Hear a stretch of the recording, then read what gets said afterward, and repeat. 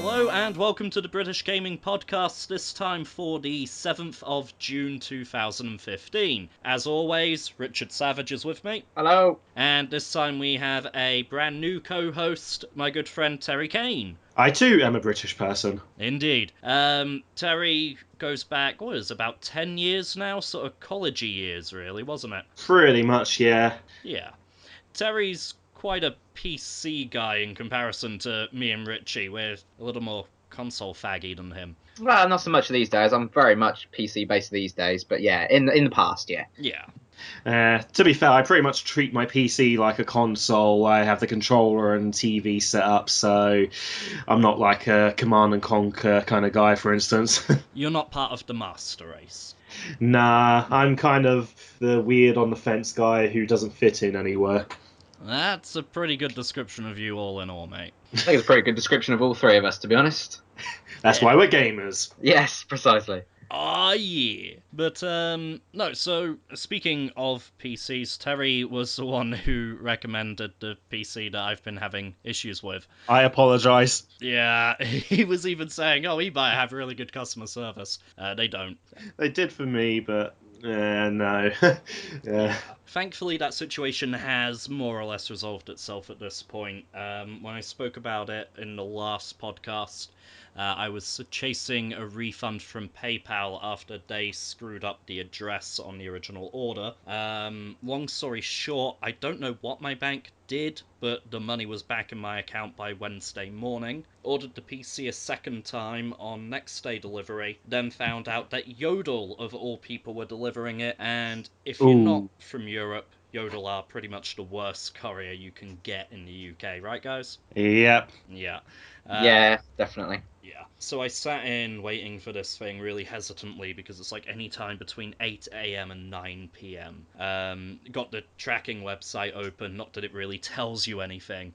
I watched the van drive past the house without even attempting to stop. Yikes. Yeah, at which point I got onto Yodel only to have one of their representatives tell me in web chat, so I've got a full transcript of this conversation. They don't have any GPSs in any of the vans, they don't know what driver is on what route, and they don't have any contact numbers for the drivers.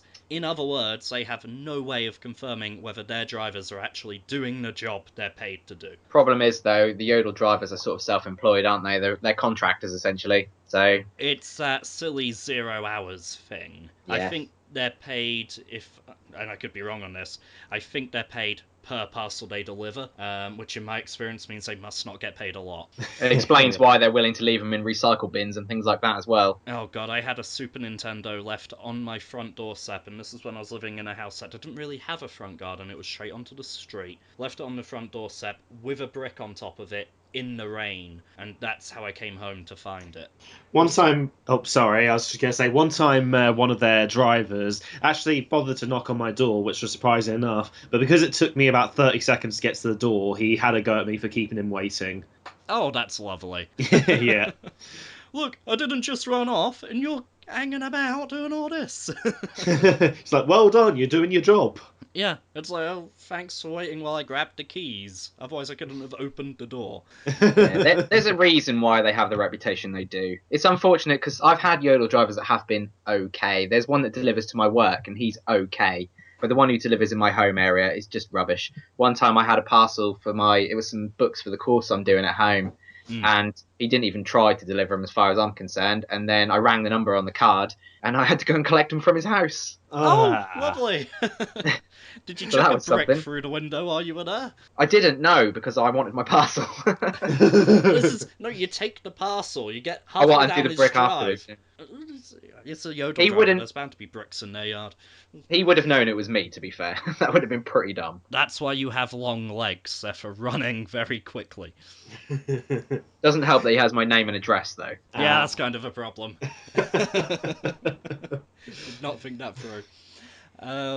But after a lot of harassing Yodel on Twitter, and sorry for anyone who follows me there because you've probably already seen this drama firsthand, they actually then agreed to call the driver and get the driver to come back and give me the damn PC. But I thought they had no contact details for the driver. Yeah, it's funny how a company tells you they can't do something until you make the complaint public. Then suddenly they can do everything. That's the glory of social media, isn't it? Oh yeah. So I got the PC. It was about 6 p.m. by this point. Went to boot it up and it wouldn't even boot to Windows.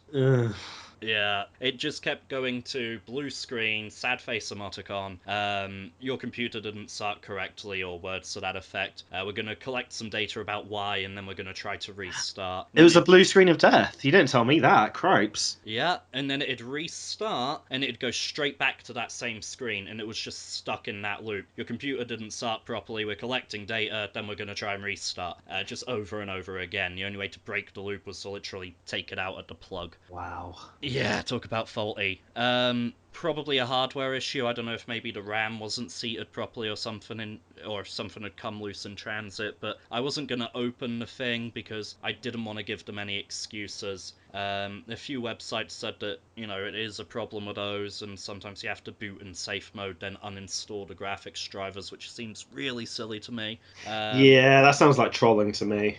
Yeah, it really does. And again, didn't want to try it because I didn't want to give them any excuse not to refund it. Couldn't call eBuyer at that point because their offices were closed. They shut their support apparently 5. Oh, helpful. Yeah, real helpful. Called them in the morning. They didn't even try to help. They went, oh, it's a Zeus Storm. We've got this special partnership and agreement with Zeus Storm, so they have to okay and authorize all of our returns before we'll take them. And I thought, that's funny, because Zeus Storm are the manufacturer and you're the retailer. Really, the responsibility lies with you and not Zeus Storm, but whatever at this point, Went through to Zeus Storm, explained the problem, and the guy straight away goes, oh yeah, that sounds like it's from a DOA batch. Dead on arrival? Yes, DOA for dead on arrival, and the other very concerning word about that sentence is batch. It's obviously something they're aware of and didn't mind enough to keep selling them. Yeah, I know, right? For them to have that classification and for it to be part of a batch says that they knew damn well there was an issue. So they said, right, we need to see your proof of purchase from eBuyer, so forward that to us by email. We will then authenticate it within 2 hours and then give you a code that you give to eBuyer, and then eBuyer can arrange for the PC to be collected and taken away. Which makes me wonder why I'm the one doing all the damn legwork and passing the information back and forth if they're the ones with this, as they put it, special relationship. Have you guys ever been made to do that kind of back and forth with anyone before, or? Well, that was student finance, but I think most people have had that kind of thing with student finance if they've been to uni. Yeah, the plus side is when they eventually get it right, you get like 3 bursaries in a go, and it's like $3,500 coming into your account at the same time, instead of getting it spread out. You don't have to go to university to have problems with them. Having them for my home course has been enough fucking trouble. Oh, God, cripes. what did they do? Well, they didn't do anything wrong as such. It's just they want so much paperwork for stuff that I just don't see as relevant. And they keep asking for you to send forms back. In this day and age, surely I'm doing this from home. Why can't I send them a virtual document? It's just also backwards. You would think an email would do, right? You'd think so, wouldn't you? I can prove who I am. Let me send you a scan of my passport. That'll show you who I am. I know, those forms as well, I remember them like yesterday because they were that horrible. Yeah. They may as well ask for your mother's cat's maiden name. Exactly. But I'll tell you what, one thing that surprised me in regards to customer service stuff, because I kind of want to segue this onto games a little bit, is EA's customer service. Let me just wrap up very quickly then.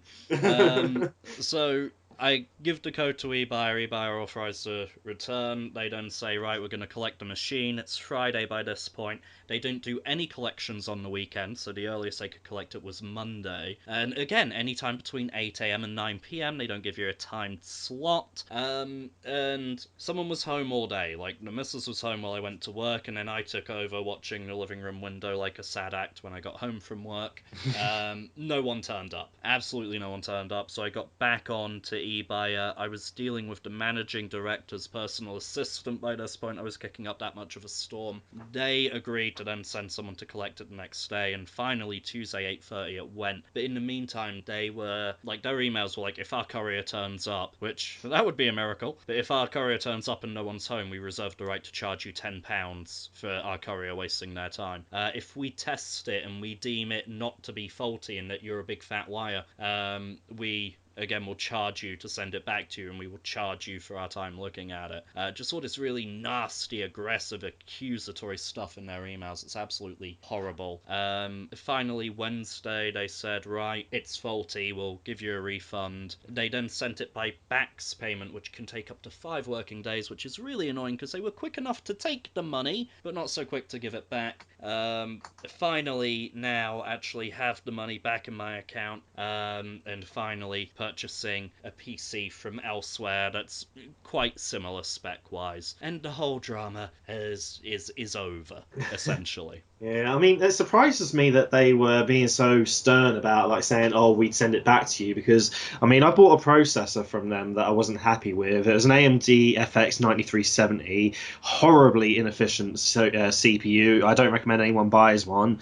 And it was so bad, I actually thought it was faulty. I sent it back to them. They tested it, and they deemed that it worked. So I dread to think how much they spent on the motherboard that actually supports that bloody thing. And but they said that they'd happily refund me the cost of it minus a £10 admin fee because it works. So I just ended up taking that and just taking the £10 hit in the end. So I'm surprised They that charged you the £10 Yeah, you would, wouldn't as you? well. Yeah, but like I'm surprised that they didn't sort of offer you that as an option.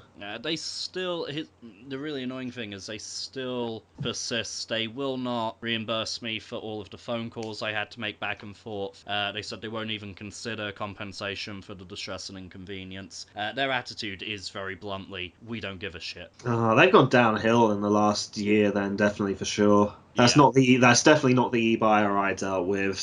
They've probably changed management or something and changed their policies, I reckon. Maybe. What were you saying about EA? Oh yeah. Well, there was a point where I've got a box copy of Crisis. I know, shock horror. I've got a box copy of a PC game, and I was trying to sort of get registered on my Origin account because the disc has stopped working.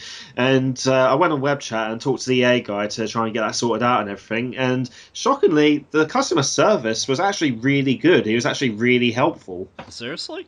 Yeah, Wow. I couldn't believe it. The only downside is I can't get Crisis to bloody run even though it's registered to Origin, but that's a whole different matter altogether.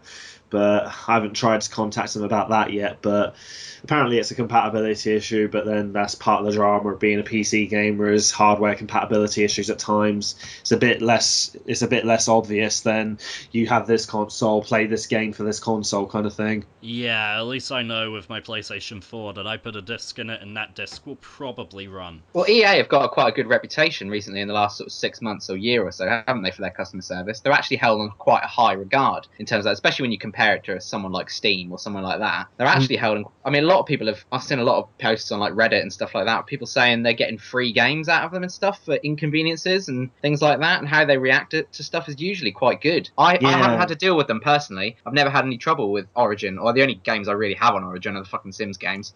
But I've never had any problems with it, and I've seen a lot of good things about them. So it's something evidently that a lot of companies could learn from. Yeah, I mean their service I'd definitely say is quite good. Although in terms of compatibility issues, I mean the fact that Crisis and Crisis Warhead won't run properly, because with Crisis there's some weird compatibility issue with my CPU. It's an older game, but when you consider I can run like Half-Life 2 from 2004, but I can't run Crisis from 2007, that's a bit iffy. You know what I mean? Especially as it's still a game that's in distribution. And my CPU is quite a common one. And like Need for Speed Most Wanted on PC is renowned for being buggy. Like there was a certain point in the map where I'd go through the ground and I'd see the sky below me, and that's a game from 2012. Wow.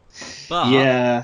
there are a couple of companies learning from them. Steam, for example, there is now a refund policy. I don't know if that's learning as such. I think that's more sort of trying to find a way around the problem more than learning, isn't it? Because the fact they must get so many refund requests, and a lot of it is to do with complying with laws, isn't it? EU law on refunds and returns on digital media, isn't it? That's what a lot of it is. They talked to their lawyer, and their lawyer said, yeah, we really can't avoid this anymore. Exactly. So it's just a blanket solution to a problem, isn't it, really? If they, to be honest, I'm surprised they only didn't do that in the EU and not in the United States. I suppose someone should probably explain it for those who don't know. Does anyone want to take it? Yeah, I'll go for it. So now with Steam, you can have a refund, no questions asked, on any game that you've purchased since the refund policy was implemented. As I understand it, if you bought it before the refund policy came in, you're still screwed. But if you've played less than 2 hours of the game, no quibble refund. And within 14 days as well. Exactly. And within 14 days of purchase, yes. Yeah, it has to be both of those conditions. The thing I'm wondering, though, is how that's going to affect indie developers that make small little, like, £3 games that you can beat pretty quickly. Like, I mean, this example I'm going to say isn't really on the PC, but it's the only one I can think of that lasts that long. I made a game with zombies in it that's on Xbox Indie Marketplace. You can beat that in about an hour or so. So, I mean, imagine if somebody buys that and then they can just go get that refunded. I'm just wondering how that's going to affect developers that make little games like that. Sonic R. You can beat that in half an hour. Wait, beat that in 20 minutes, yeah, easy. Yeah, I actually did that with the Chaos Emeralds and the characters after the last podcast, and I'll admit I was singing along to every single song as I went. It'd be a sin not to. Yeah, I think it is actually a crime not to. William McDonald, good friend of mine, probably won't mind me name dropping him. He's behind Dungeons Eye of Draconis it's on Steam right now. That only takes around about 45 minutes to beat. It's like a Golden Axe-y Streets of Rage kind of game. I gave it some coverage on my YouTube channel quite a while ago when it came out, and gave full disclosure at the time that I knew the guy, was friendly with him, etc. But this is going to be an issue for him. Someone can beat that game in 45 minutes. It doesn't exactly sell for a lot in the first place. He's not exactly done fantastically well off the game. This could hurt him. I mean, one thing on the flip side that I think you mentioned earlier, Richie, is how it would stop the sale of shit games so much as well. Yeah, well, I mentioned that before the call starts, so I don't think it was a part of that. But yeah, basically, obviously, there's a lot of problem with Steam on people basically making clones of other games to try and make a quick buck out of people. And once you bought the game, obviously, they've got your money. But now, hopefully, this will kind of put that to one side. And if someone buys a game and then realises it's just basically a rubbish clone of another, shovelware, basically. I mean, like Goat Simulator. Goat Simulator was a massive hit, and then suddenly you had every simulator under the sun appeared on Steam. Yeah, Surgeon Simulator, Farm Simulator, Alcoholic Simulator. Oh, yeah. Some of those aren't fair to name, because, I mean, Surgeon Simulator is a really good game, but I mean, like, the rubbish ones that are just there, like Rock Simulator and, like, Alcoholic Simulator, like you say, who are just there to make a quick bit of money off stupid people, off a phase, essentially. Yeah. It should hopefully weed that out. It's just basically like, lol, that's a silly idea, I'm going to have a muck about with it. Yeah, people will buy it for the fun of it. People will buy it because at the time, it's funny. Jim Sterling has covered those kind of games very well. I mean, he's got his Squirty Play series, and he's got his Steam Greenlight Trailers series, where he rips it out of these games. He's talked about it a lot on his show, The Jimquisition, as well, where he, takes a topic a week and repeats himself a lot. But it is a problem. It's people taking advantage of the floodgates being opened and just putting any old thing out there, taking the money and running. You've even got people going onto Unity, buying pre-made assets or pre-made templates for games, doing nothing with it, hitting the build button, and then just chucking it on Steam. And you've got, 4 or 5 games which are exactly the same for that reason. I mean, that's the problem with the games community in general. I mean, like, when the Angry Video Game Nerd was at his peak of popularity, how many people were impersonating him and stealing his shtick? It's just absolutely ridiculous. People just have no originality sometimes, and they just think, oh, I'll cash in on this trend. Well, the problem is you can't blame people for wanting to make money. It's the problem. They see an opportunity to try and make money. The only problem is it then ruins like the Steam marketplace for people like us who take the game seriously and actually want to find something good within. Yep. It's basically finding a diamond in a pile of shit, essentially, isn't it? Yeah. And that's what Diamond it in the rough. And not to mention, it makes it harder for good game developers who are still kind of breaking out and emerging to get some exposure. I'm just thinking of Aladdin now after that. A diamond in the ship, put diamond in the rough in my head, and now I'm on Aladdin. It's a problem for me, like, I've now started rebuilding Rogue Wings because the old build was on the PC that's kaput. So while I'm on this laptop, I'm just sort of putting together the bits I can until the new PC is here, which hopefully should be Monday, Tuesday. But this kind of stuff is really putting me off because I can just see it happening that I put it out there and, you know, Jim Sterling comes down hard on it, like, Steam Greenlight just gets downvoted to hell, and, you know, like, the worst case scenario, and, like, people buying the game and me thinking, yay, and then beating it in under 2 hours and just claiming a refund and being like, you stole my game. That's another thing as well, like, I don't want to put DRM on it, but I also know it will be on Pirate Bay within 5 seconds. Then again, it will be on Pirate Bay within 5 seconds whether I put DRM on it or not. Yes, precisely. It's not going to stop it, unfortunately. No. Try as you might. The biggest companies have tried and failed. Yeah, in fact, putting DRM on it is just basically saying, come on, pirates, I dare you. Here's the thing, though. People are putting that much crap on Greenlight that it doesn't have any consumer confidence left in it. And like Richie said, you can't find the good stuff and the stuff that you actually want anymore. So, No. and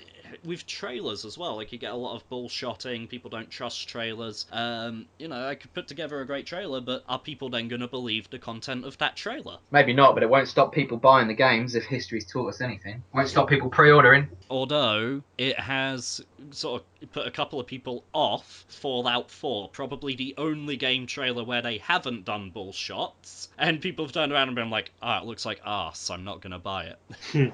Yeah, well. It looks like it'll still be a good game. There's not that big a leap up. It doesn't necessarily look like we went from Fallout 3, which was, 5 to 7 years ago now? Something like that? It's been It's been longer than that, hasn't it? Fallout 3 was like 2007, 2008. It's been like 7 or 8 years. Wow. So it doesn't look like it's much of a jump from, you know, Fallout 3 7 years ago to Fallout 4 now. Maybe not in terms of graphics, but I think we'll probably notice a difference in the gameplay, and I think that's where E3 is going to be a key factor in it. Yeah, they've announced it, and maybe that's a little bit annoying they didn't do that at E3, but I think it allows them to show more at E3, and because everyone's hype will have died off in terms of the actual announcement, and hopefully we'll get to see some true features and gameplay. Well, you know what surprised me about it? Come later this month. They've got another big launch this month.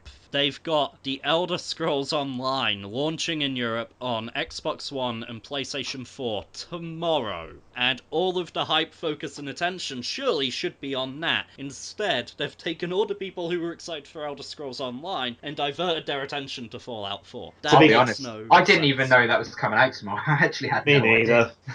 To be fair, from what I've heard about Elder Scrolls Online from people I know who've played the beta, it's not great. I think there's a reason people aren't excited for it. I don't know, you take, because it's meant to be 3 of the game worlds squashed together, essentially, is the map. So you squash together 3 of the game worlds, which are already huge in their own right, and you add online play, and you let people loose. Like, what problems were they coming across with that? Because that sounds like a pretty decent deal to me. I don't know. I didn't really get much specific about it. The main thing I just keep hearing from people who have played it is, to be honest, I'm just looking forward to the next single-player one. Wow. Is it one of those where certain types of games, like, you go in and you're like, yeah, I'm the hero, I'm the chosen one, I'm the one who's gonna stop everything, and my actions matter, and then you take that and put it into an MMO, and suddenly everybody's the chosen one, like, you're all Neo. Yeah, it probably is that to be honest. Yeah. Yeah, I mean, I don't know. I mean, I'm not very good on Judge now. I don't really play MMOs too much. I sort of tried out a little bit of Guild Wars years ago and a bit of RuneScape back when it was like still in its early days as a browser game, but that's about it. Fair enough. Richie? The only real experience I have with MMOs is I'm actually currently playing through with a couple of friends. I'm playing through just vanilla World of Warcraft. I don't really know. So. I still don't know what I'm doing in it. I'm not going to be one of these people who plays it every night. But to be honest, I don't think I'd have much fun playing it on my own. But with friends, I actually quite enjoy it. It's quite fun to play it with other people, but I don't think I could play it on my own. Fair enough. Fair enough. But it's not a bad game with other people. It's not a bad game, but there's just so much to learn and so much to do that it's overwhelming, really. Quite a steep curve on that. Very much so, yeah. If you don't put a lot of time into it, you really don't know what you're doing, which is where I am. Well, no, I do the same with... There's a lot of genres I enjoy, but I can't break that wall. Like, you take Street Fighter or Tekken, and I can hold my own, like, against a local group of friends. If I even dare step into an online lobby, I just get my ass handed to me every single time. And there are games like F-Zero and Wipeout where really, really fast, really, really loose controls, and all I do is hit the sides and blow my car up.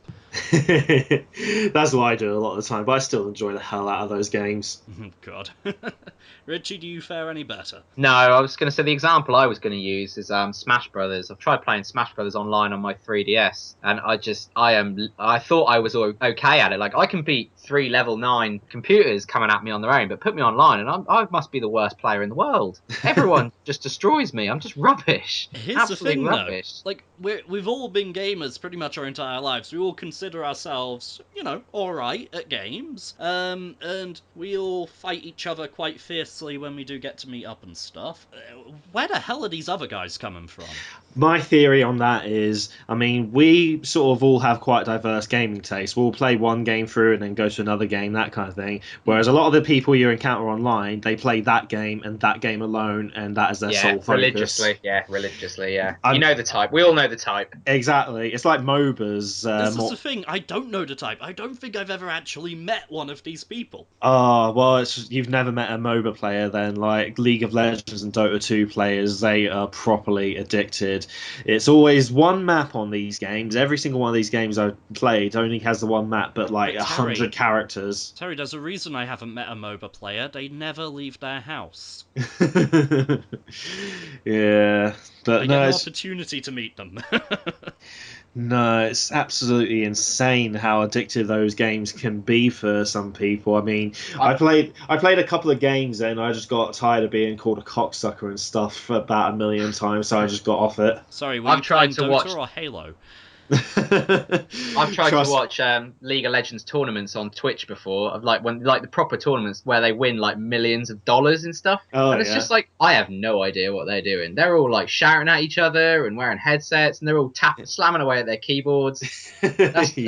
That you have to be dedicated to be that good at something. You just can't not put the time into it. Yeah. It has to be your full-time life, doesn't it? It has to be. There's it really a language is. barrier as well. Like, someone goes, right, you go jungle, I'll go top. I'm like, I got no idea what you just said to me. Yeah, I'm the carry, so you let me get that. Like, what? What the hell is a carry? Yeah. It took me long enough, like with Warcraft and stuff, to get what a tank was and understand what aggro means. At least aggro is short for aggravation. That kind of makes sense. And the thing I is, still don't know what half the things mean in World of Warcraft. I've been playing it for like a month. Trust me, MOBA players make Call of Duty and Halo players look civilized. Here's the weird thing, right? We go to conventions even, like go to KitterCon or whatever, go in the games room, and even there, the competition isn't that fierce. You can still do alright and hold your own. So I'm not even sure that these people who are kicking our asses are even coming from England. Because I'm going to the biggest concentrations of nerds we've got, and those aren't the guys handing me my ass on Street Fighter. I can't really comment on conventions. I haven't really been to that many, as you know.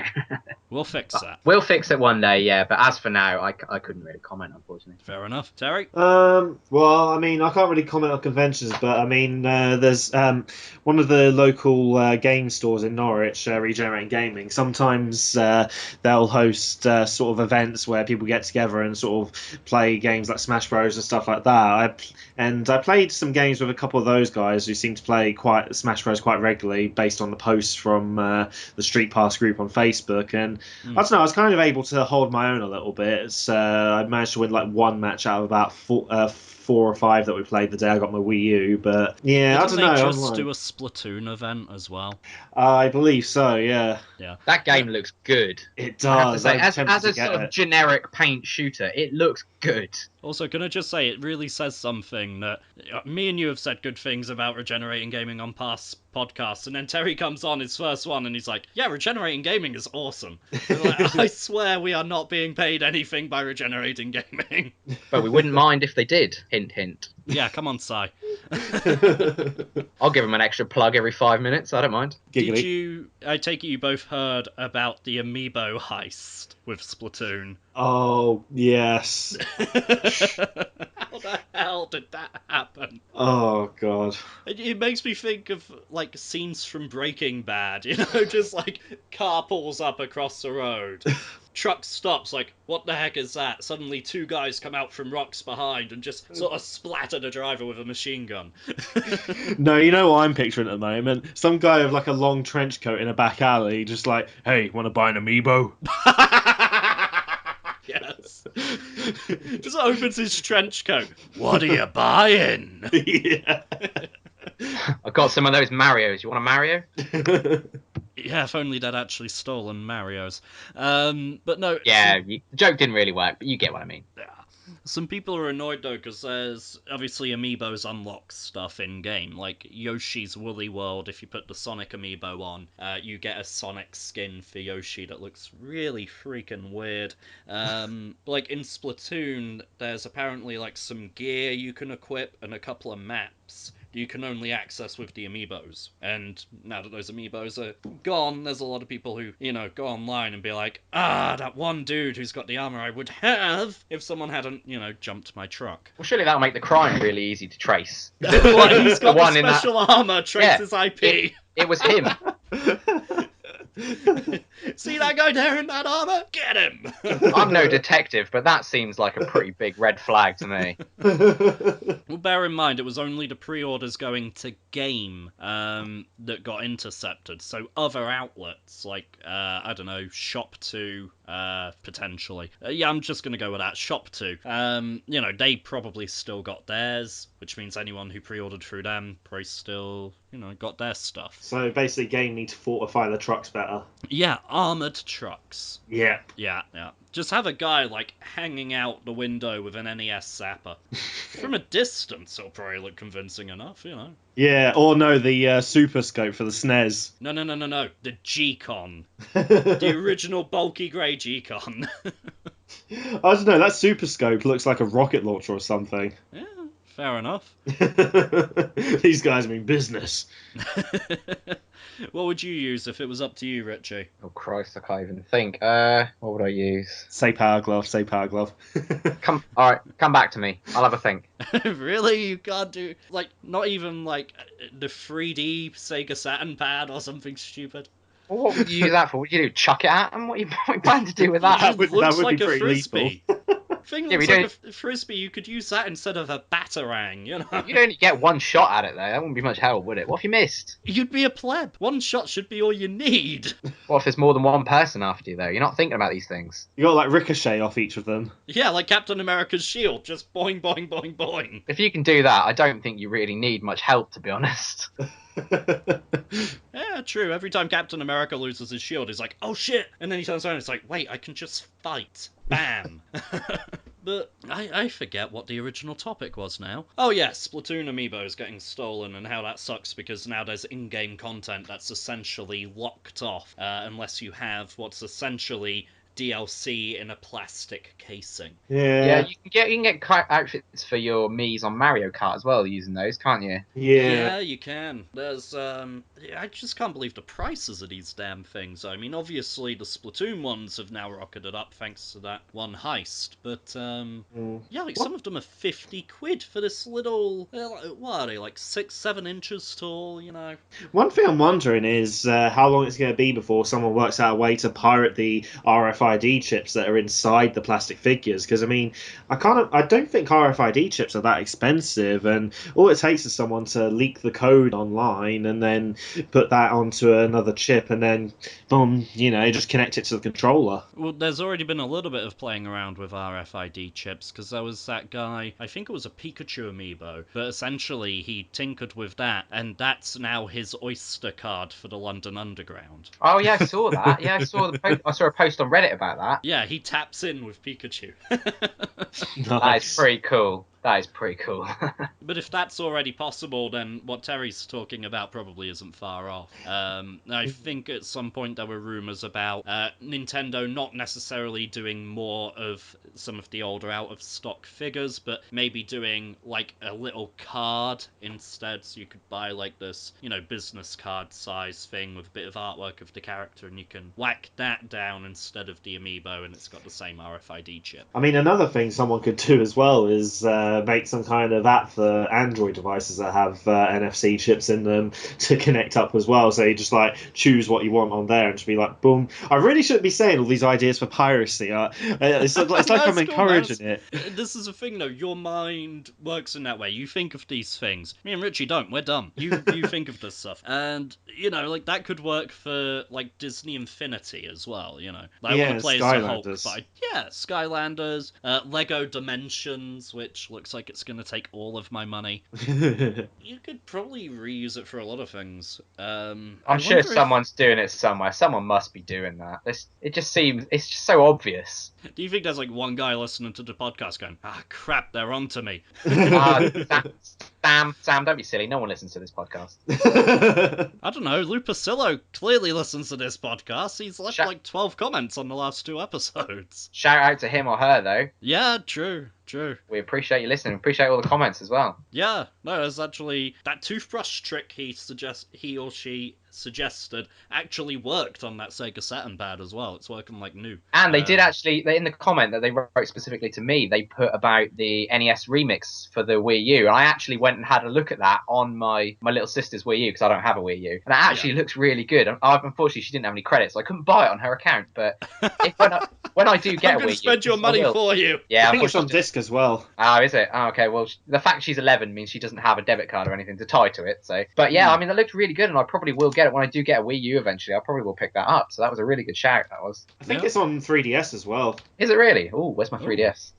Yeah, I'm gonna have a look for mine in a minute. We just unpacked the 3DS games. Actually, I've been panicking because I wanted to play Star Fox 64 3D, and I realised that out of all the games I've put out on the shelves and that, I couldn't find the 3DS games. I ended up finding them about 3 hours later in a box of Sonic the Hedgehog memorabilia. Oh. Don't know how they ended up in there. The only link through to Sonic was Sonic Generations on the 3DS, which in and of itself is pretty terrible. Yeah, Really? Terry's right about the remix on the 3DS. $29.77 on Amazon. Really? For the 3DS version? Yeah. I wonder if it's actually the same game, though, because they're like Super Smash Bros. 3DS and Wii U, they're different. Obviously, they're different. This probably doesn't need the same technology, but I wonder if they're different remixes. Couldn't tell you. I'd have to do some research. I couldn't tell you. Yeah, you need to look it up, man. But it looks really sweet, and I think that's on my to-buy list officially. Nice. Amazon wishlist it.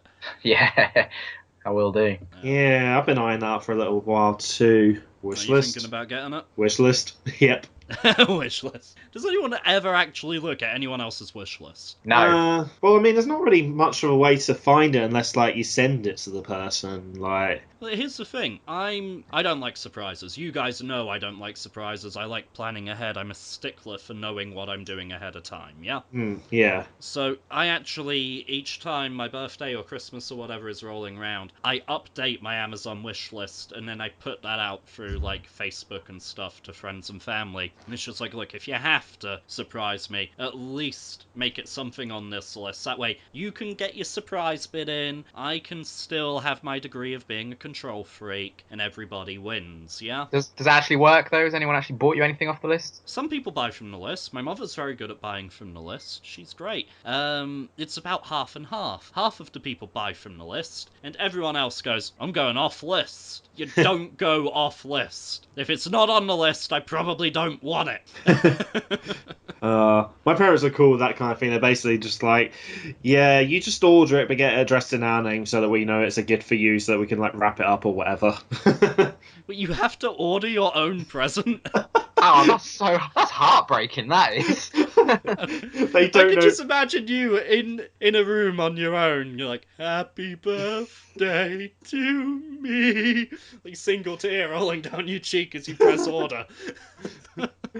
They don't know how to internet. I know it's obviously not tragic in any way because obviously it's a decision you've come to mutually, but that just sounds so awful when you say it like that.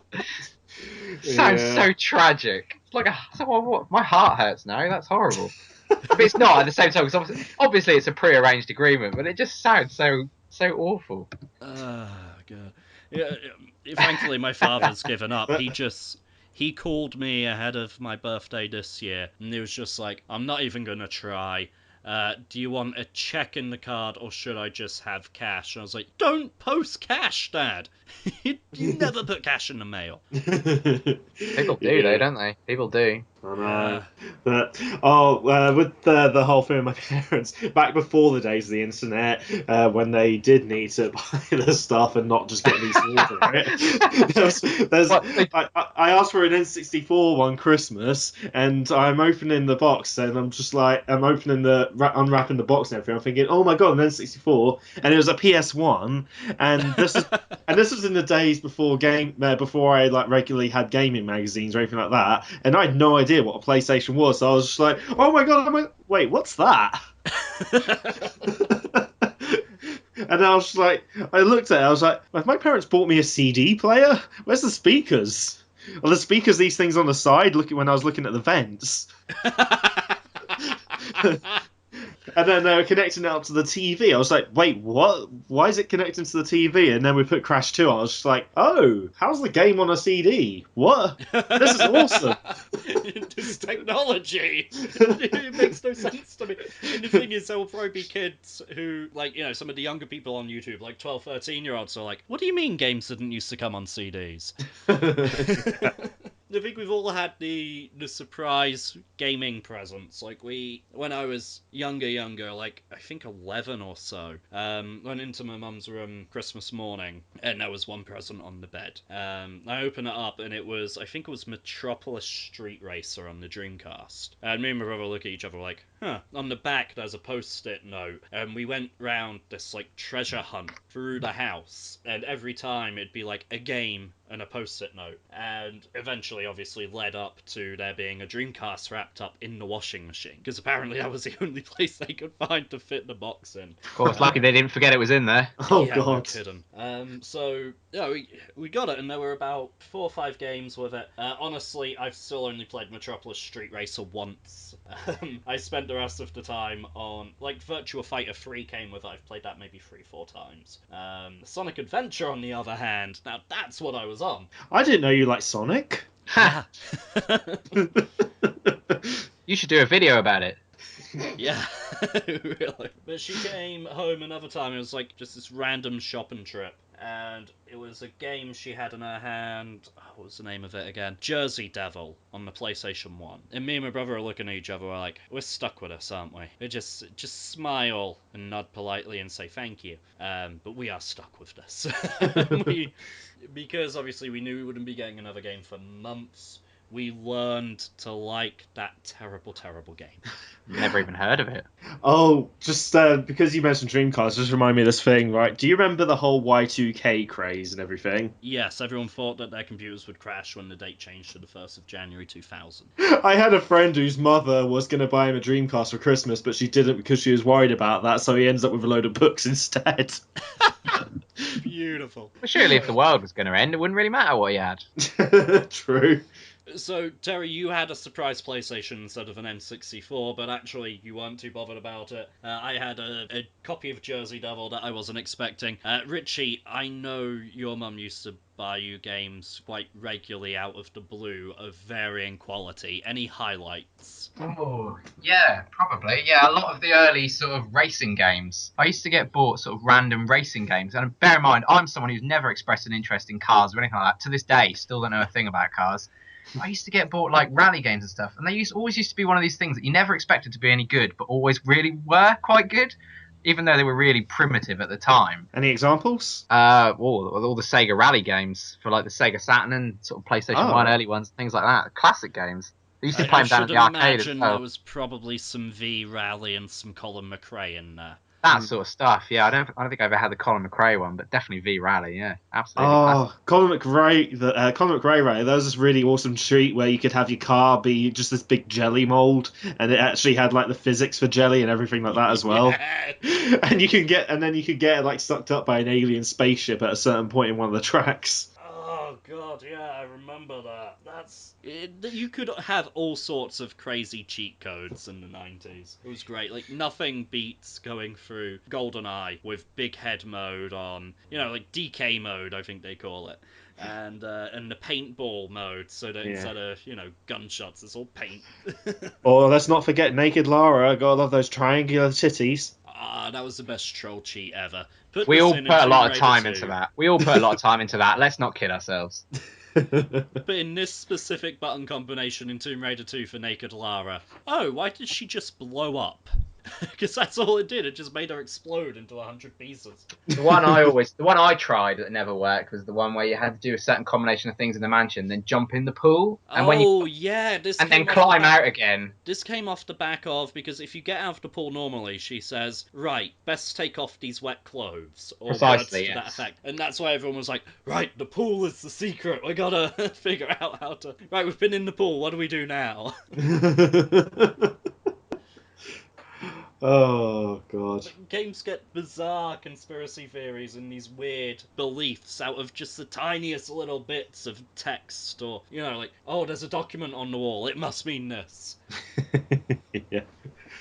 Oh dear. I'm trying to think of any particularly good examples. Obviously there's the now time to take off these wet clothes. I think one of the biggest ones for me is Mew in Pokemon, the original Pokemon games. Oh Getting god. Mew by waiting till the SS Anne sailed away and then going to the truck and all that. No. You can't let the SS Anne sail away, otherwise you can't access that map again. What you had to do was you had to get a friend to trade you a Pokemon with Cut, so you could get to Lieutenant Surge's gym without doing the SS Anne. You clearly tried this. Oh yeah. Then later on, once you learnt Surf, you go back to Vermilion City, go to where the SS Anne is, but instead of getting on the SS Anne, you surf on the water, you go to the right, then you go up, and there's this truck. And it's annoying because the truck is a unique graphic. It's not used anywhere else in the game. It has no real reason to be there. And you're supposed to use strength on the truck to move it like you would a boulder, which makes sense in the context of the game because you've already moved heavy things using strength a number of times. And Mew is supposed to be under the truck. So as a kid trying that, you're like, go through all those steps, start surfing, you're like, the truck's here! The truck's here! You use strength and nothing happens. And you spend like the rest of the day just tapping A all around this truck, like, there's gotta be something that works. Because every cruel step up to that point is true. Yeah, there's so many theories about getting Mew. Yeah. In the end, it just comes down to either glitching or find someone with like a clone, because you're not going to find someone these days who has an original Mew. Or action replay it in. Yeah, all that. Yeah. But there's, like Aeris. Bringing back Aeris. That was a big one that I remember in high school. You can bring Aeris back to life. No, you can't. Can you imagine how annoying it would have been for people who were playing the game legitimately, like without bringing her back or anything, and they spent ages grinding and getting her like final limit break and everything? Yes. I can imagine precisely how annoying that would have been. Hypothetically. No, I never liked Aeris much. Like, she didn't do... Like, my combat team, she had no purpose being there, I was more interested in Tifa. Tifa was a much better member of the team. Yeah, well, that's the thing. I mean, like, if Aeris was in any other like Final Fantasy game, like 9 or something, she'd have blatantly been a white mage. Yeah, she'd have just been sat in the back row. Like, she's... when you go into Ultimecia's castle in FF8, right? And I'm sorry, Richie, you probably have no idea what me and Terry are on about right now. No, afraid not, but carry on. Your team gets split into two, doesn't it? And I always ended up with, like, the 3 characters I'd been using the entire game, and then this second squad of absolutely pathetic wimps that I had paid no attention to, hadn't junctioned anything to, and suddenly I've got to get through all these really tough as nails random encounters and bosses with. Ah, yes, I remember that. That was painful. That was hell. You latch on, if you're given a choice of characters, you tend to latch on very early to, this is my squad. That's why 90% of Pokemon teams you will ever face has that person's starter, a Pidgeot, a Raichu. Yeah. They never have endgame Pokemon in, you know? No, that's the thing. It doesn't feel right having Pokemon from near the end of the game because like it's already at a pretty high level. It doesn't feel like you've raised it. Yeah, I suppose there's that. There's a bunch of people who probably EV and IV the hell out of, you know. I don't even really follow the EV, IV stuff. I've never bothered with it. I'm too casual at Pokemon for that. But there are a bunch of them in the comments like, no, dude, that's totally not how I built my team. Oh, what are you talking about? Oh yeah, you mean the people that play it in a way that takes the fun out of it? Yeah, the kind of people who use what's the name of the attack? Mime, mimic, copy, something. Anyway, they use that on an opponent's Clefairy, and then they use mimic to mimic, and then they mimic, and then they mimic, and then they mimic again, until a judge has to step in and be like, you cut that out or you forfeit the match. Oh, yo dog. Yeah. Hey, look, I'm going to put this guy out first. He's going to scatter poison barbs. Right, now I'm going to switch to Snorlax, and he's going to use Leftovers, which is going to set up this Sweeper Pokemon to do this. It's like, I neither follow your strategy, nor do I care for it.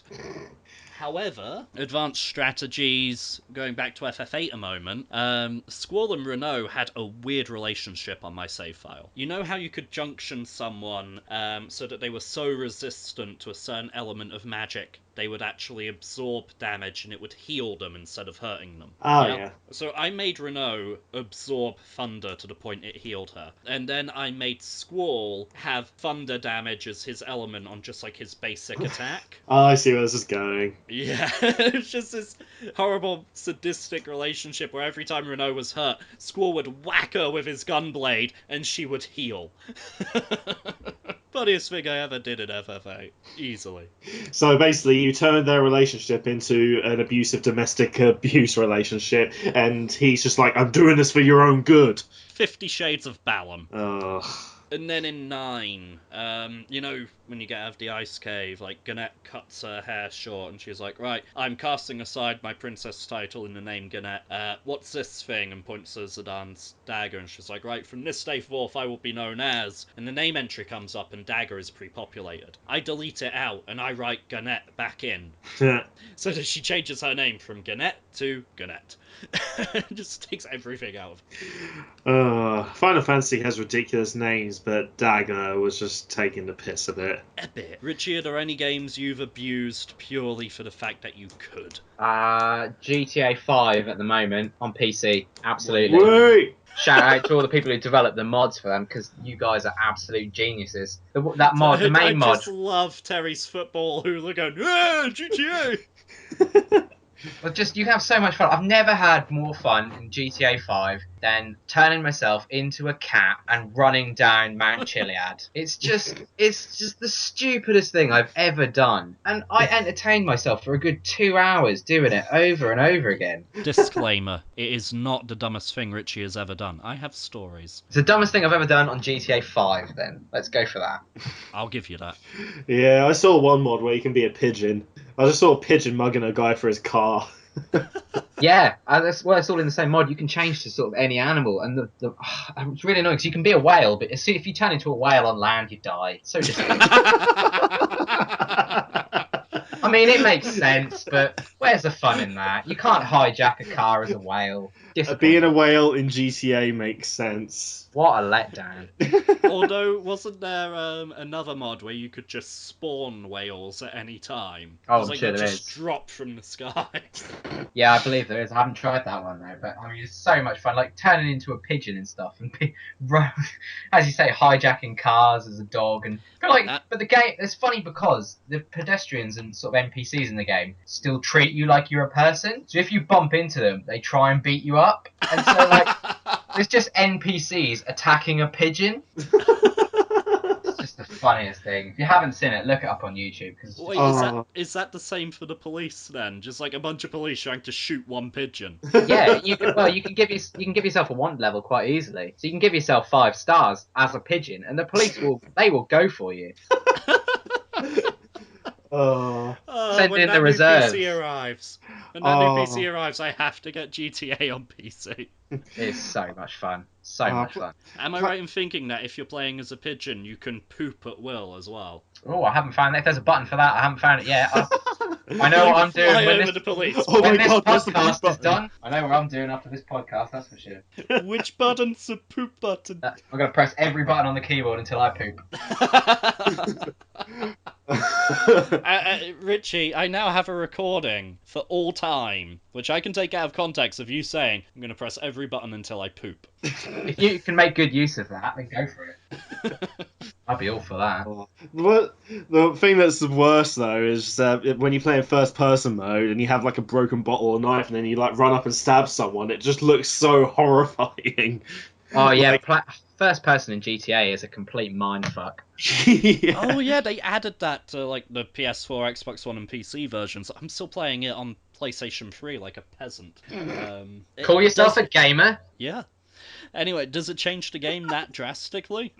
It really is. it makes the shooting segments quite interesting. Yeah, it's a lot harder to shoot in first person. A lot harder. Unless you got a mouse. It's a lot harder to drive as well because you no longer have the ability to see around your car. Oh yeah. So it's makes like driving hard a lot harder. mode for GTA. I suppose you could call it that, yeah. It's fun though, it's a lot of fun. Yeah, but like I said, it makes you feel like a bad person when you go and stab someone in first person mode because it looks that much more graphic. Oh, I don't know. I've been very close to stabbing people every night this week. I made the very bad mistake of at MCM going, you know what? I should get the other half a present. I've got her for £10, new and sealed, Harvest Moon on the 3DS. Came with some free hammer beads as well. Every night this week, I've been trying to get to sleep, and next to me is just this big glowing light from the 3DS. The music of the game right the way up, and there's her just tending to a farm and waiting for one of her virtual cows to give birth. I should have never been thoughtful. Yeah, that'll teach you, won't it? Harvest, I good game series though. Like Harvest Moon series, good game series. Oh, fantastic series, but I just really regret buying it for her because that's it now. Every night it's just like, oh, that fucking farm again. Yeah, I've never ever played Harvest Moon. Like, I have no idea what it's about apart from what you've just said about farming. You're a farmer. You tend to your farm. You gotta make your farm successful. So it's Farm Simulator. But handheld and anime styled. Ah, okay. Yeah, and there's a lot more sort of crop management and feeding your animals and all that sort of stuff as well. There's a lot I of don't think you get to drive a involved. tractor around at any point. No, so that's I'm pretty probably sure the main you don't. difference between that and Farm Simulator. I get the feeling it's one of those things that's funner to experience and doesn't sound like fun, but it is. Yeah, Well, it's she one of those seems to games be that doesn't enjoying sound good. It's one of those games that doesn't sound good until you play it. Although Farm Simulator, I'm surprised that you would have any need for that in Norfolk. Just because we live around farm doesn't mean we all live on them. Yeah, saying that though, when I first moved back after being at uni, within a week I saw someone pushing a wheelbarrow down St Benedict Street. That sounds pretty standard. Yeah. So it's always the Norwich chavs that amuse me as well. Like they try and sound like they're from like one of the more sort of urban parts of London, but they sort of have this kind of farmer twinge to it. It is hard to sound threatening, isn't it, when you sound a bit like you live on a farm? Yeah. You fancy giving us a sample, Terry? I'm very bad with impressions. I can try and give it a go. Just like, what, you taking the piss? Like, I don't know. That's not that. See what I mean? That's terrible. I can't do impressions. Yeah, I was awful. Yeah. There's another soundbite for you. Out of context. Thank you for that dignified moment, Sam. So, one thing I was thinking about doing on the show going forward, and I'm going to surprise you two with this one, because I don't think we've discussed it prior to the show, and Richie's already dreading it. Question of the week. So, you guys would not know what the question is until the question actually comes out. Okay. Hit me. Okay, so I mentioned earlier that I was playing Sonic R and singing along to every song on the soundtrack, even though according to the entire internet it's a terrible soundtrack. Do you guys have any video game soundtracks that you get absolutely hooked on, but everyone else seems to hate? And Richie, you can't say Sonic R, I've already taken that answer. Yeah, so that would have been mine as well. Yeah. So just more Sonic R.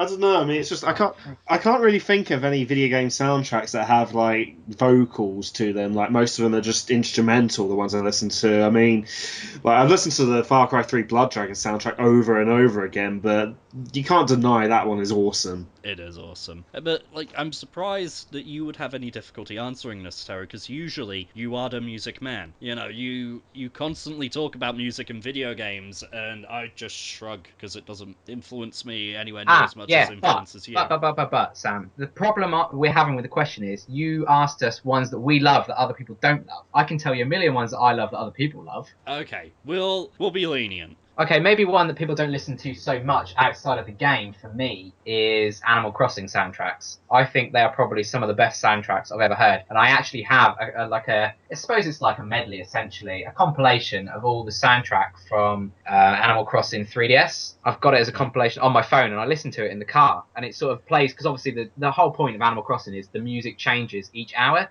So between 1 and 2, there's certain music, between 2 and 3. And the music sort of adapts to whether it's day or night and sort of suits that sort of thing. And it's absolutely beautiful soundtrack. It really is. And that's one of my favourites. That probably maybe a lot of people don't listen to outside the game, but I absolutely love. Okay, solid choice. Terry? I'm going to go for one that's just because you mentioned Sonic Cars just made me think of cheesy Sega soundtracks. And I'm just thinking at the moment of Sega Bass Fishing. Sega Bass Fishing. Yeah, I don't know. I just got the menu music and like some of the themes on the actual gameplay itself, just kind of going through my head. It's just, I don't know. There's just something kind of calming about it as well. There's one I can get you hooked on for ages, and it's annoying because it's only about 6 seconds long. But every time I play the game it's stuck in my head for days. I want to take you for a ride. Marvel vs. Capcom 2. Yeah, oh God. Yeah. Oh, I hate you right now. It's in there, isn't it? Gonna take you for a ride. Gonna take you for a ride. Do-do, do-do, do-do. Oh God. I'm gonna change my choice now. Actually, I'm gonna change. I thought of another one. I'm gonna change mine to the Viva Pinata soundtrack, because that is a solid soundtrack and a really solid game as well. Oh, I still need to play that. That's like on my list of. It's a very long list. Yeah. Yeah. Playing Viva Pinata would involve getting an Xbox. They are really good games. It's on PC as well. The first on one is PC now. not the second one. The second one's better than the first one, if you ask me. But unfortunately, the second one has yet to have a PC release. Whether it ever will, I don't know. As of yet, no, unfortunately. Considering, Microsoft can't do anything right with Rare, probably not. No, I suspect you're probably right, unfortunately. But if you ever find yourself with an Xbox 360, it is probably one of my favourite games for that console. They're probably going to do... The makers of Yooka-Laylee are probably going to just like do a follow-up spiritual successor at some point to that as well. I would not complain. I would be more than happy with that. So what about licensed soundtracks? So this is where, and I'm going to be smart, I'm going to disqualify Guitar Hero and Rock Band, okay? So licensed soundtracks. So, we're like looking at the Tony Hawk's series, for example. Oh, so soundtracks with established bands playing on them as opposed to video game music, but like mainstream music instead. Yeah, slightly tangential, but I'm genuinely interested in your answers now. Burnout 3. Oh God, why was that not my default instead of Tony Hawk's? Oh, I can't think of any. Oh Christ, it's not good, is it? This is just because I disqualified Rock Band and Guitar Hero, isn't it? Yeah, that's what it would have been. It would have been Rock Band 3 by a long shot, but I can't think of any others. I'd have gone for Lego like Rock the Burnout Band. series. You know what I was expecting from you? In What's all that? seriousness. Who, me or Richie? Richie. Yeah. Grand Theft Auto Vice City. Ah, why did I not think of that? We were talking about Grand Theft Auto. How could I not think of that? although you say that, actually, I'm going to say that GTA 3 has my favourite soundtrack of all the Grand Theft Auto games. Oh, Really? Yes, definitely. Wow. Oh, you know what I can't believe I didn't think of as well? The PS1 Wipeout games. Wow, that was a resounding Yeah, that went down well, didn't it? Yeah.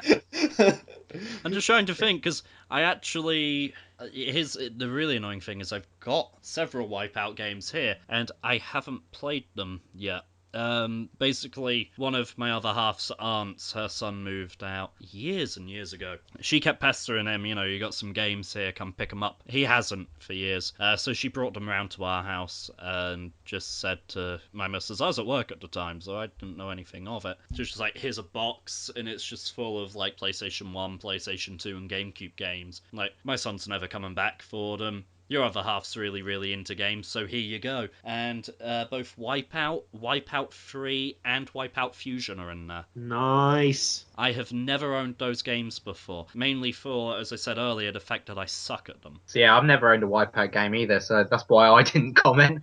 See, I love futuristic races like Wipeout, Roll Cage, Distance. That's probably my favourite thing. I'm really, really excited about Formula Fusion and Fast Racing Neo. Okay, so for people like me and Richie and probably a lot of people at home, what? Okay, well, Liverpool Studios, formerly known as Psygnosis, who made the Wipeout games, they were disbanded. I can't remember the complete details of it, but essentially what it came down to was Sony getting rid of them, as far as I remember. A lot of the original team members from them, who also worked on some other games like Carmageddon and a couple of others, they are working together on a Kickstarter game, Formula Fusion, kind of the equivalent of what Playtronic have done with Ukulele in regards to Banjo-Kazooie. So Formula Fusion is basically just the next Wipeout. Fast Racing Neo is a follow-up to a WiiWare game called Fast Racing League, which is very similar. It's kind of like Wipeout, but have you guys ever played Ikaruga? Yes. No. Yeah, you know that mechanic where you switch between black and white and kind of absorb hits in your own colour to sort of build up energy, and you sort of have the opposite colour to attack? Yes. Yeah, well, in Fast Racing League, there's a sort of similar thing like that, where if you're the black ship and you go over the black boost, then you boost. If you go over the white one, nothing happens. And same with collecting energy spheres and jumps and things like that. Can you switch your colour at any time? Yes. Okay, so the cars are Michael Jackson. Ooh, too soon? How can that possibly be too soon? That went down well as well, didn't it? That went down better than Terry's one. That wasn't even a joke. No, you were being dead serious when you said Wipeout. I know, I'm heartbroken. Wipeout was my first kind of introduction to Prodigy. Oh god, for a minute I was really worried you were going to call it your first love. That could have gotten awkward. Yeah, I don't quite love video games that way. Yeah, that's a different kind of love, that is. Yeah, well, saying that, I do have a funny story about a porno game. Oh, is it family friendly? This whole cast hasn't been family friendly. If I count the amount of times you've effed and blinded so far. Yeah, parents, if you're letting your kids listen to this, then you're not doing a great job right now. Yeah, cover their ears for a minute. Although, as a parent, I would not, like, if Mia was listening to a podcast or something and it was like an hour long, which these usually are, I would not sit there for an hour and listen to it before letting my kid listen to it. So, I don't know, maybe I'm just a lazy parent. Maybe. Anyway, did you want to hear my story? Oh, yeah, of course we do. There's nothing gross. Basically... It's a porn story that's nothing gross. Right, okay. Sure. Yeah.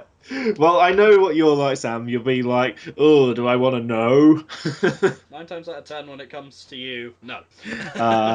Well, okay, so I was quite young at the time, and I overhear my parents and my older brother talking, saying, oh, don't let Terry find that game. And I'm thinking, oh my god, what game is this? I'm really curious. So for like a couple of weeks, I was trying to find whatever the hell this game is. I looked under my brother's bed, and I found a copy of Tenchu, and I was thinking it was that because, you know, it's quite bloody and quite graphic. So I got that, and I played that and everything, and then later on that day I felt kind of guilty, so I just went to my parents. I was like, I found that game you didn't want me to find, I'm sorry, I played it. And they were like, oh my god, and then like I showed them the game and they were like, oh, that's not the game, that's fine. And then I was like, oh my god, what is this other game? And then it took and then because Tenchu was really bloody. Yeah. And so it must have taken about another year until I found this other game that was just labelled VPX on the disc. Totally legit, obviously. Oh, yeah, of course.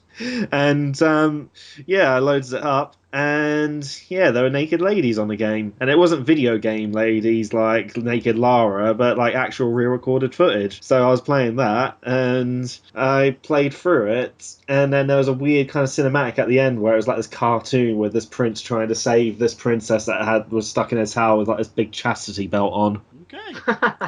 What would you rate it out of 10? I'm not quite sure. I don't. VPX. I've never even heard of that. I don't. Yeah, I don't know if that was the actual game's name, but essentially the gameplay consisted of you had some options of what to do with the girl, such as foreplay, intercourse, etc., etc., and you just had to choose the things in the right order to satisfy her. Sounds like a really awful Flash game.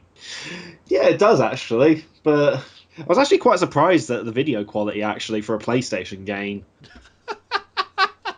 Just you're talking about porn, you're like, however, the actual resolution of the video was very, very good.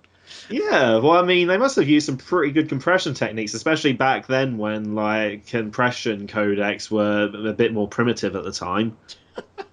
Compression Only codecs, you video could get codecs. hold of a porn game and be like, I wonder what video codec they use. The thing is, at the time as well, I was treating it just like I would any other game, so like getting mad game rage when I was losing, just like, for fuck's sake, what's wrong with you? And stuff like that. Why can't I get you off? And then eventually I beat it, and... Wait, can we just... When you say eventually you beat it, we're talking about you finished the game, yeah?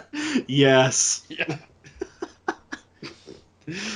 Oh, dear. Disney's like, well, I'm just gonna give up.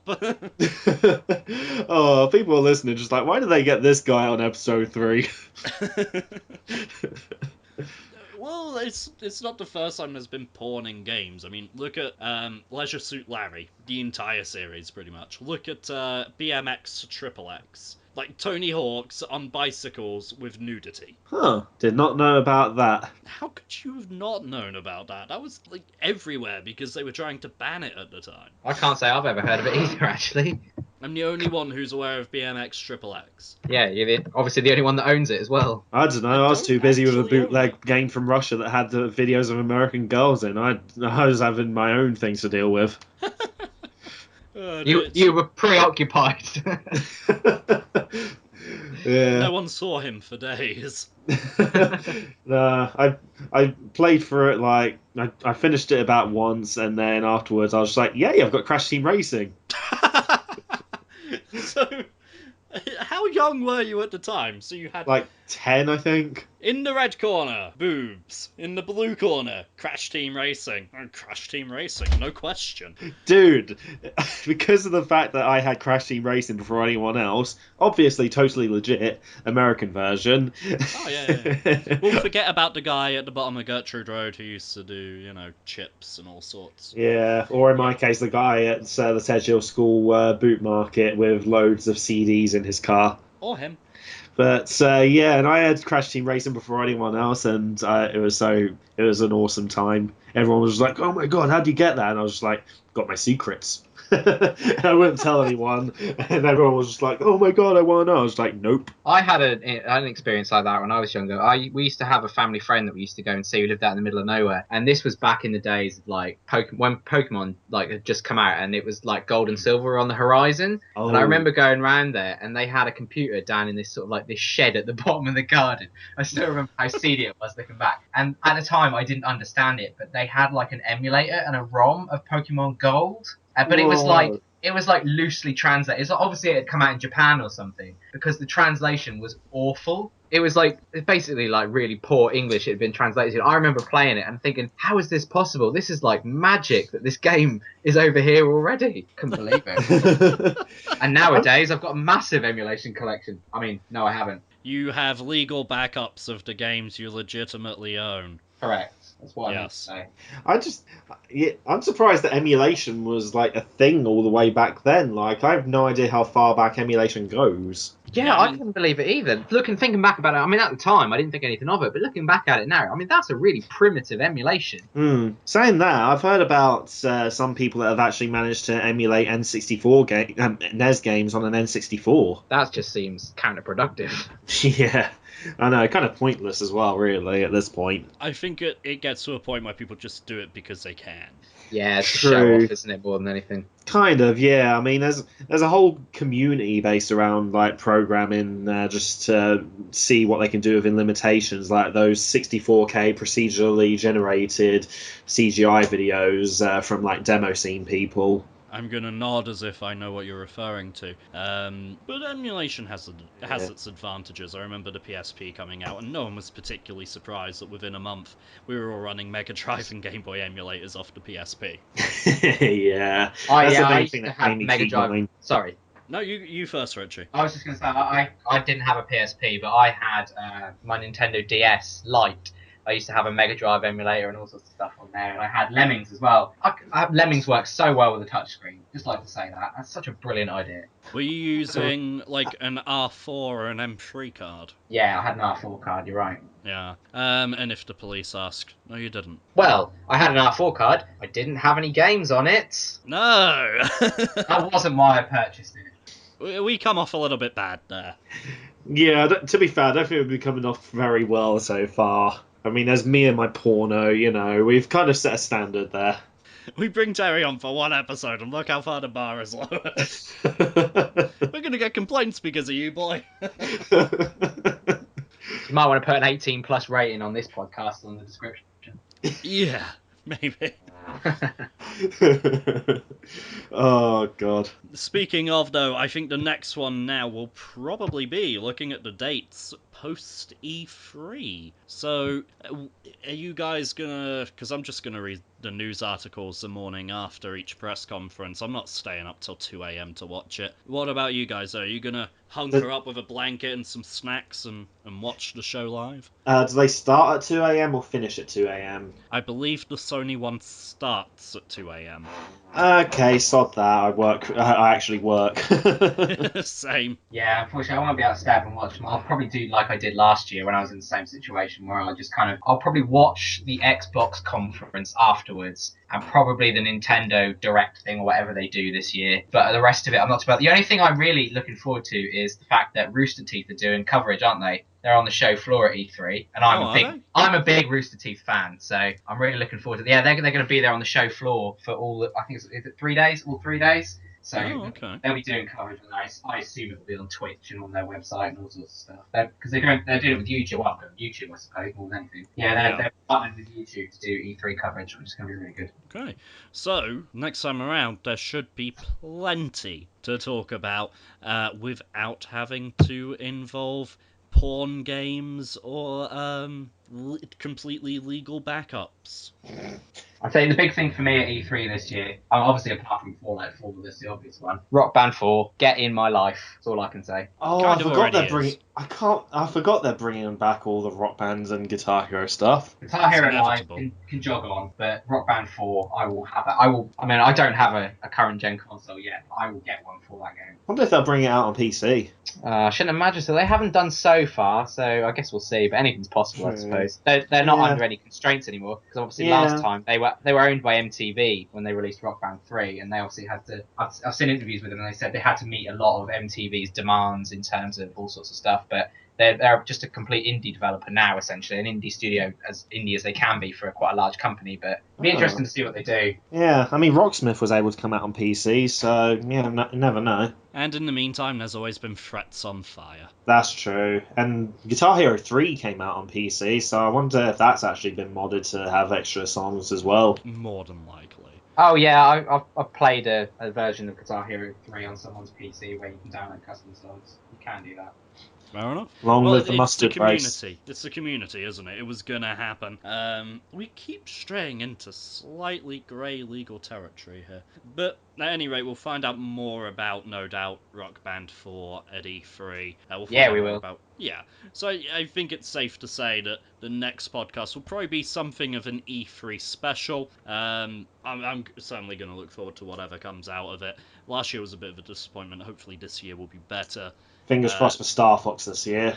I want to see some actual footage of that. Yeah, considering I'm developing a game that's very similar in gameplay style to Star Fox, I'm hoping that they just forget to mention it again. Cease and desist. Yeah, something like that. It was like, for ages they've not bothered, so I was like, oh, if they're not going to bother, I will. And I just won't call it Star Fox. And then they're like, yeah, we're making a new Star Fox. Damn it! To be fair, it's not as if it's an overly saturated genre, so there's no harm in like you doing your thing as well. That's true. Plus, Star Fox is going to be exclusive to Nintendo anyway, so like Xbox and PC and PlayStation players will want something. That is also true. Yeah, especially again, after what happened with Ace Combat Assault Horizon. Ugh. But again, we'll see. It all remains to be seen. But join us back here next time, post E3, and we will probably have a chat about it where we go way off track and start talking about porn again. I'm fine with that.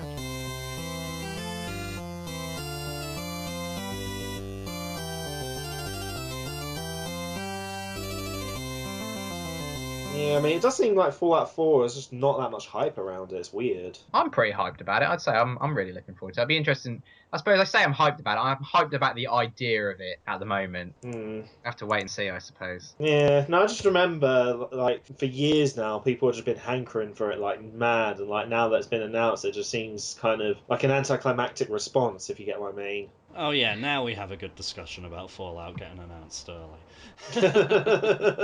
Well, you got to remember, this is being recorded by the program as well. You can insert it somewhere. That's true. Except for what I Insert it just somewhere. said. Yeah. Well, just don't insert that bit. Cut it off before that. Either that or just like a sort of end of credits extra. Yes, I might actually do that. You've managed to stay this long.